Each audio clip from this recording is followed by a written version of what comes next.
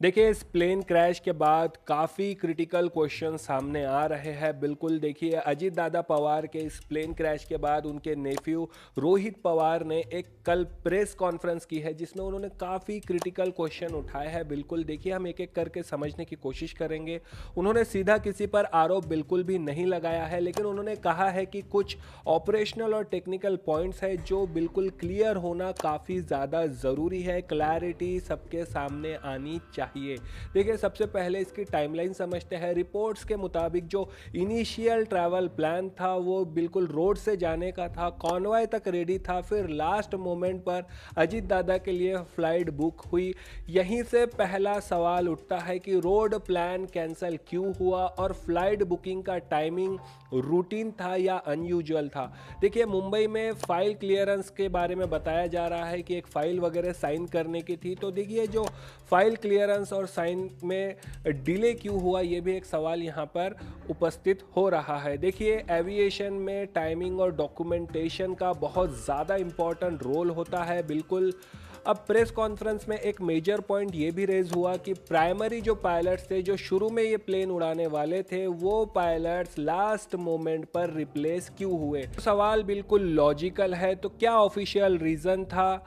तो देखिए, जो रीज़न यहाँ पहले बताया गया है कि ट्रैफिक में अटक गए थे, तो बिल्कुल इसका सीसीटीवी फुटेज भी उन्होंने पूछा है कि अगर वो ट्रैफिक में अटके थे तो वो सीसीटीवी फुटेज कहाँ है और इतने सुबह ट्रैफिक कहाँ था। देखिए, ये सवाल बिल्कुल वैलिड है। पायलट चेंज का ऑफिशियल रीज़न क्या था? क्या नए पायलट्स का मेडिकल और डीजीसीए क्लियरेंस वेरीफाई हुआ था? क्या ऑपरेशनल रेडीनेस कंफर्म की गई थी? देखिए, इसके बाद जो एंगल सामने रखा गया है कि जैसे विजिबिलिटी आइडियल नहीं थी, बिल्कुल रिपोर्ट्स में भी मेंशन है कि विजिबिलिटी आइडियल नहीं थी, 3 किलोमीटर की विजिबिलिटी थी। तो क्या डाइवर्जन कंसिडर किया गया था? क्या अल्टरनेट एयरपोर्ट ऑप्शन अवेलेबल था? क्या एटीसी ने एडवाइजरी दी थी? और जो रनवे है वो रनवे 11 पर लैंडिंग अटेम्प्ट हुई थी। बिल्कुल यहाँ एक टेक्निकल क्वेश्चन रेज होता है। बिल्कुल, जब रनवे 29 जो बिल्कुल फ्लैट है वो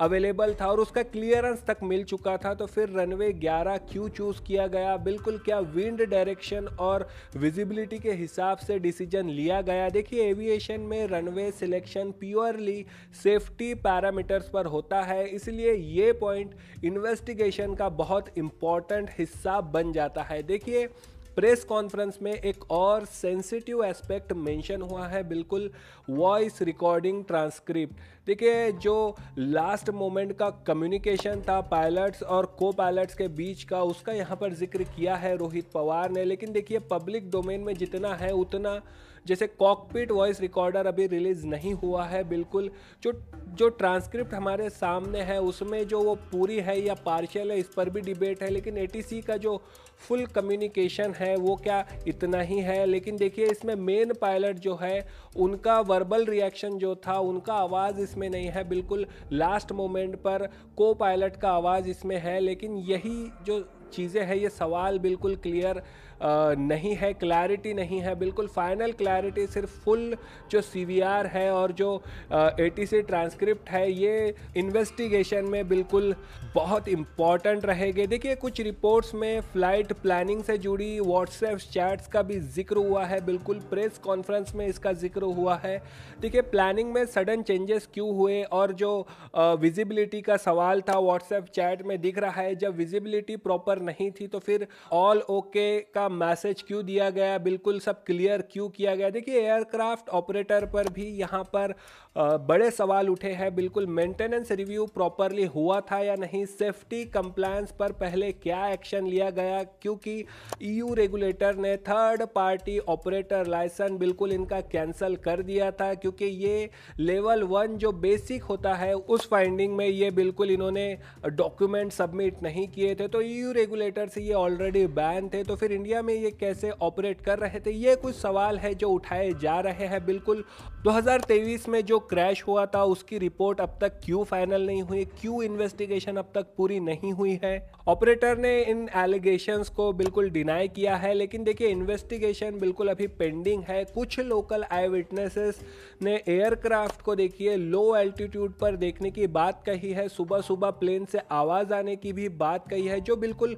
अनयूजुअल उन्हें लग रहा था। लेकिन देखिए एविएशन इन्वेस्टिगेशंस में बिल्कुल इसकी भी अभी जांच होंगी, टेक्निकल डेटा बिल्कुल इस पे मिलाया जाएगा। देखिए यहाँ एक और सवाल आता है, क्या सीआईडी इन्वेस्टिगेशन प्रॉपर चल रही है, वो किस स्टेज पर है, क्या सिर्फ सीसीटीवी एनालिसिस ही हो रहा है? ये रोहित पवार ने बिल्कुल ये क्वेश्चन रेज किए हैं, या फिर सीवीआर जो एफडीआर है या फिर एटीसी का जो डेटा है या फिर जो वेदर लॉग्स है इनका भी कुछ फॉरेंसिक रिव्यू चल रहा है। बिल्कुल देखिए इस पूरे केस में सवाल उठाना बिल्कुल भी गलत नहीं है, लेकिन बिना ऑफिशियल डेटा के कंक्लूजन निकालना भी सही नहीं है। देखिए ये वो क्रिटिकल क्वेश्चंस है जो रोहित पवार ने रेज किए हैं, और जब तक इन सवालों के जवाब ट्रांसपेरेंट तरीके से नहीं मिलते बिल्कुल पब्लिक स्पेकुलेशन बढ़ेगा और क्लैरिटी आना मुश्किल होगी। अगर आप एग्ज़ाम्स की तैयारी कर रहे हैं या नॉलेज गेन करके दुनिया को समझने की कोशिश, तो थिंको को फॉलो और सब्सक्राइब करें।